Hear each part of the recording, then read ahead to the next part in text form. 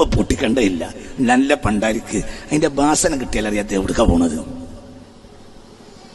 ഇത് പണ്ടാരിന്റെ കറാമത്താണോ? പറയും ചങ്ങായിമാരെ, ഒരിക്കലും കറാമത്തല്ല, ഒരിക്കലും അല്ല, കറാമത്തല്ല. ഞാൻ നിങ്ങളോട് സത്യം പറയാം,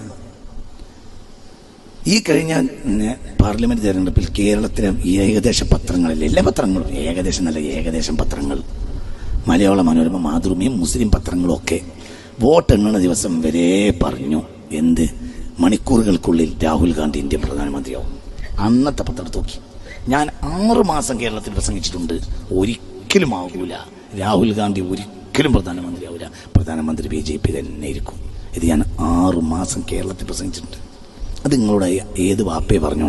എന്നോട് പറഞ്ഞ മുത്തുനബിയ, മുത്ത് മുഹമ്മദ് മുസ്തഫ. അത് ഹദീസ് ഇങ്ങനെ കൂട്ടി നോക്കിയാൽ നമുക്ക് മനസ്സിലാവും. ഇനിയിപ്പോൾ ഞങ്ങളോട് രണ്ടാമതൊരു കാര്യം പറയാൻ പോകണേ. 2024 ഒരു തെരഞ്ഞെടുപ്പ് ഉണ്ടായാലും BJP ഇറക്കാൻ കഴിയില്ല.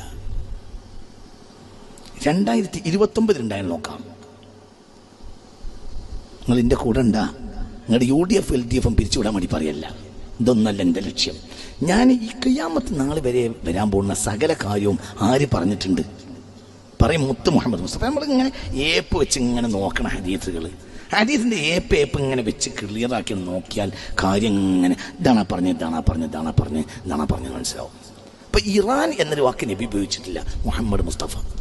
ഇറാൻ, ഇപ്പം ഞങ്ങളോട് പറഞ്ഞല്ലോ ഇറാനുമായി യുദ്ധം ഉണ്ടാവും. ഇറാൻ എന്നൊരു വാക്ക് ആര് പറഞ്ഞിട്ടില്ല? സുഖമില്ല. പക്ഷേ ഞങ്ങളോട് പറഞ്ഞ ഇറാൻ.